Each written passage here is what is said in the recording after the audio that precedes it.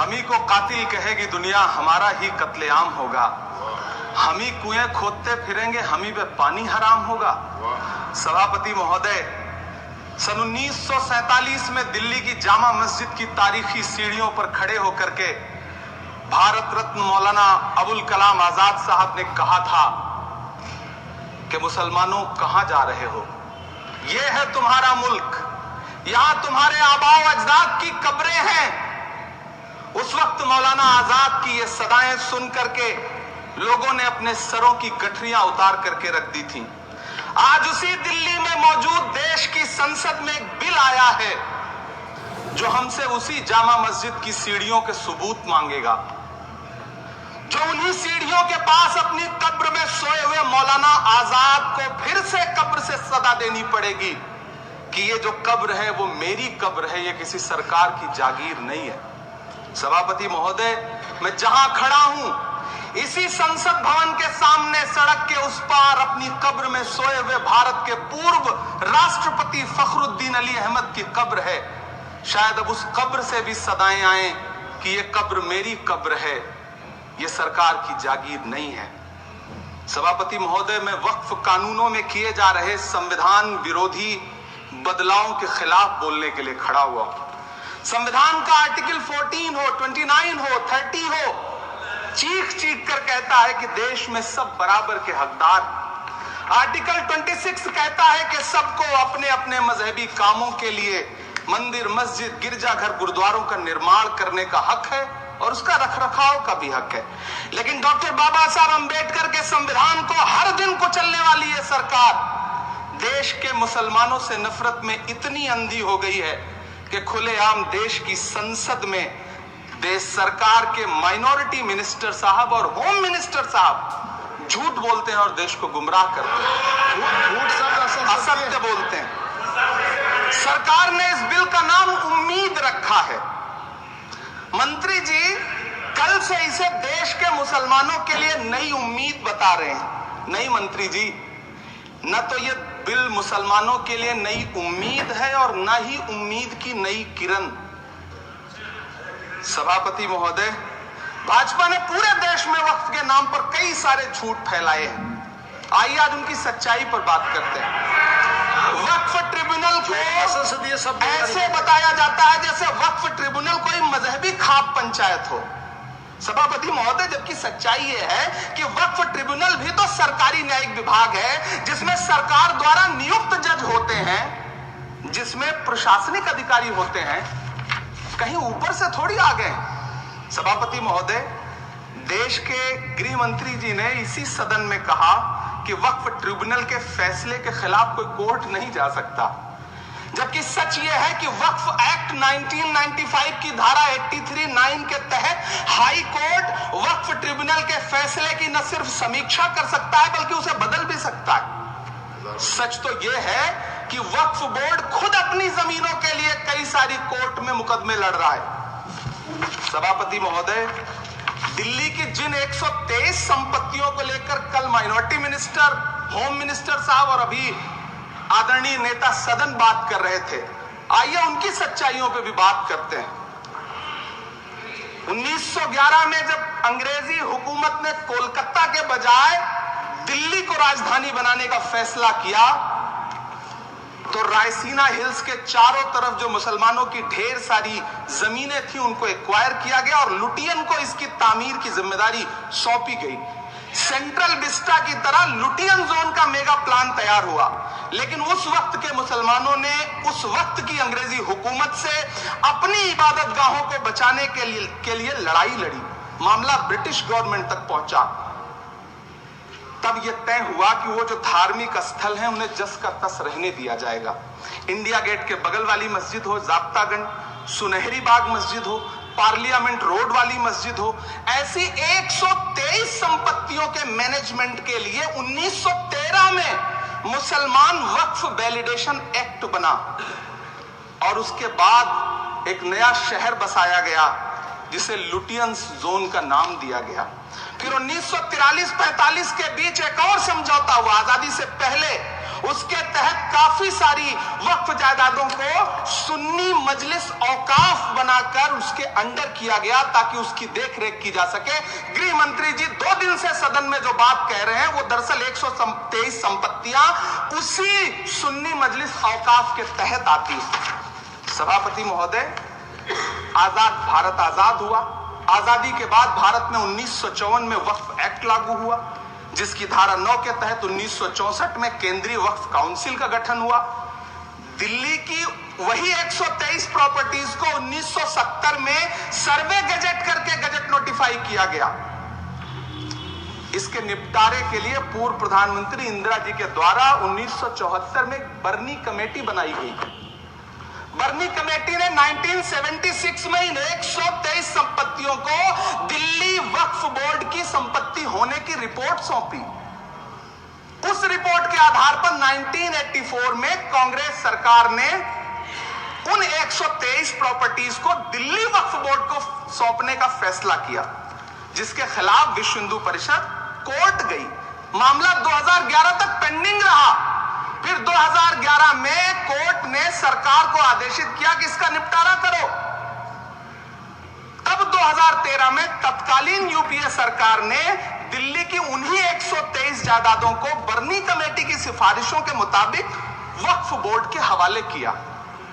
यही वो प्रॉपर्टीज हैं जिनके नाम से गृह मंत्री जी कल से कांग्रेस को कोस रहे हैं। फिर आई 2014 में भाजपा की सरकार, जो तब से इन जमीनों को हड़पने की साजिश कर रही है। जिस बिल को मुसलमानों के हुकूक की हिफाजत करने वाला बिल बताया जा रहा है, उसी को पेश करने के लिए और उस पर बात करने के लिए लोकसभा में भाजपा सरकार के पास एक भी मुस्लिम सांसद नहीं है। जिस वक्त, मैं लोकसभा कह रहा हूं, सुना करिए, जिस वक्फ बिल को मुस्लिम महिलाओं को हक दिलाने वाला बताया जा रहा है, उसे संसद में पेश करने वाली पार्टी के पास न तो राज्यसभा में, न लोकसभा में, न देश की किसी विधानसभा में एक भी मुस्लिम महिला सदस्य नहीं। कल किरण रिजिजू जी कह रहे थे कि रेलवे की जमीनें देश की जमीनें हैं, डिफेंस की जमीनें देश की जमीनें हैं। हाँ मंत्री जी हैं, बिल्कुल हैं। ये जो वक्फ की जमीनें हैं, ये हमारे पुरखों ने धार्मिक कामों के लिए डोनेट किया है। तो हम भी तो इसी देश के नागरिक हैं, हम भी तो इसी देश के बेटे हैं। तो वक्फ की जमीनें भी तो इसी देश की जमीनें हैं, उनको पराया क्यों बोलते हैं आप? सभापति महोदय, अशफाकुल्लाह खान जब फैजाबाद की जेल में फांसी के फंदे पर झूल रहे थे, तो इसी देश की जमीन के लिए झूल रहे थे ना। सभापति महोदय, अंडमान की जेल में काला पानी की सजा काटकर अपनी जान देने वाले मौलाना फजले हक खैराबादी हो या शेर खान अफरीदी हो, वो भी तो इसी जमीन के लिए अपनी जान दे रहे थे ना।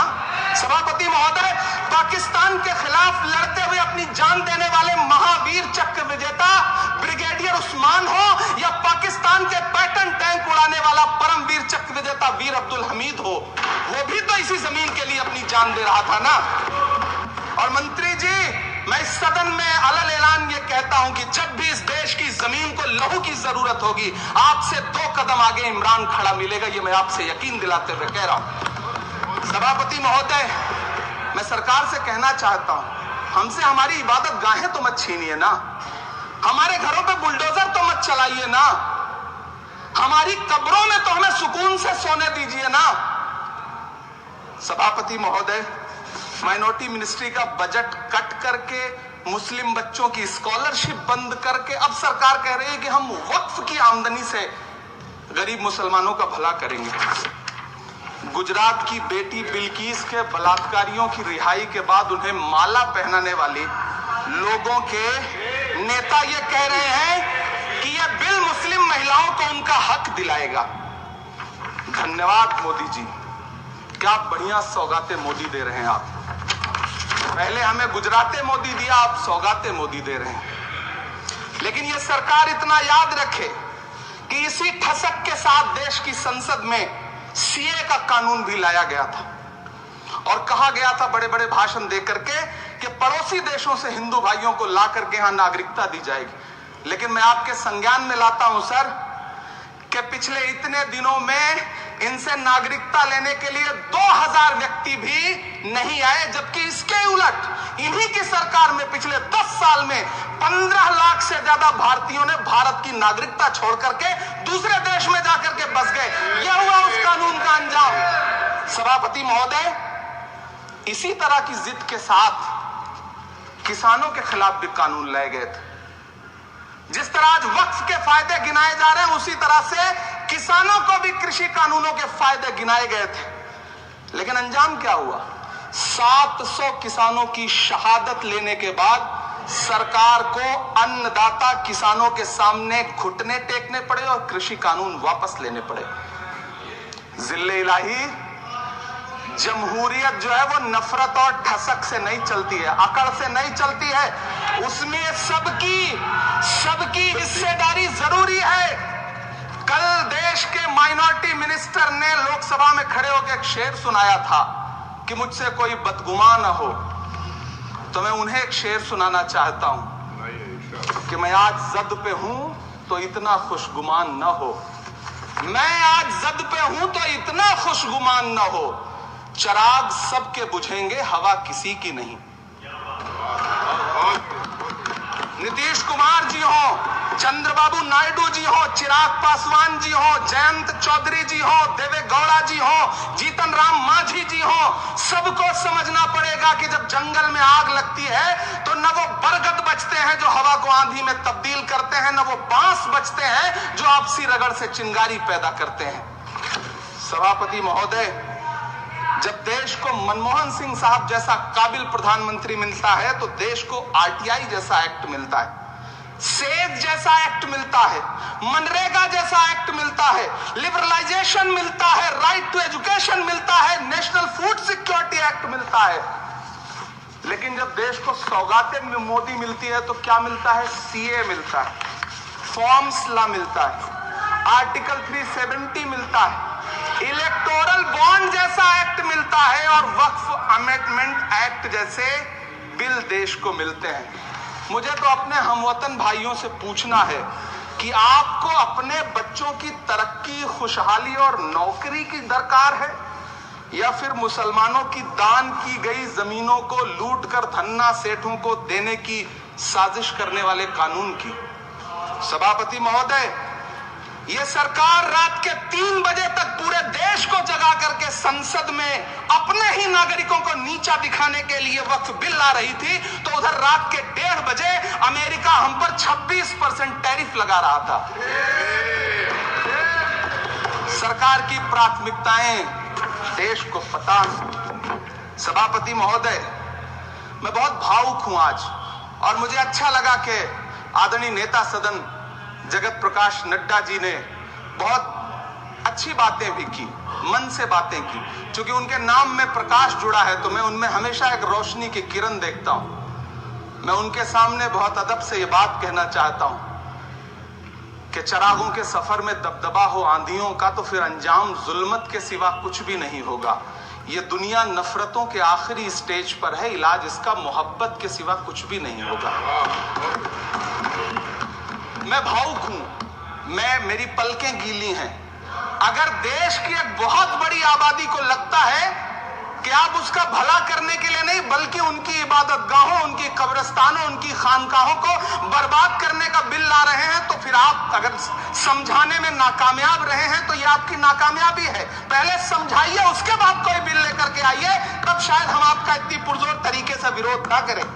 लेकिन सभापति महोदय, मैं अंत में सिर्फ इतना कहना चाहता हूं कि इस बिल में जो भी पॉइंट्स दिए गए हैं, बॉम्सी पोर्टल देख लीजिए, सरकार का झूठ आपको पकड़ में आ जाएगा।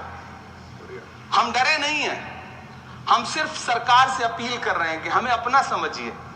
हम आपके अपने हैं, इस देश के नागरिक हैं और आप ताकत में हैं। संख्या बल के आधार पर बिल हो सकता है आप पास करा ले, लेकिन आपको यह बात समझनी पड़ेगी कि हम तो वो तारीख हैं, जहनों में रहना है जिसे कागजी पुर्जे नहीं जो फाड़ डाले जाएंगे। जिस जमीन पर मैं खड़ा हूं ये मेरी पहचान है। आप आंधी हैं तो क्या मुझको उड़ा ले जाएंगे? आपको यह बात समझनी पड़ेगी। आपको अगर इतना विपक्ष की तरफ से पहले जेपीसी में इतने सारे पॉइंट्स आए और उसके बाद कल से लोकसभा में और राज्यसभा में सुझाव आप सुनने को तैयार नहीं है, लोगों की शंका को दूर करने के बारे में आप बिल्कुल सोच नहीं रहे, बस आप कह रहे हैं यह बिल उम्मीद की नई किरण है। नहीं साहब, इसे भले किरण जी लेके आए हैं, लेकिन ये उम्मीद की नहीं बल्कि नाउम्मीदी की किरण है। और इस देश की एक बहुत बड़ी आबादी इस बात से खदशे में है, शक में है कि आप सीधे उनकी जमीनों को लूट करके धन्ना सेठों को बेचना चाहते हैं। मेरी अब भी आपसे अपील है कि इस बिल को वापस लीजिए। यह बिल कहीं से आपके अपने नागरिकों के लिए अच्छा नहीं है।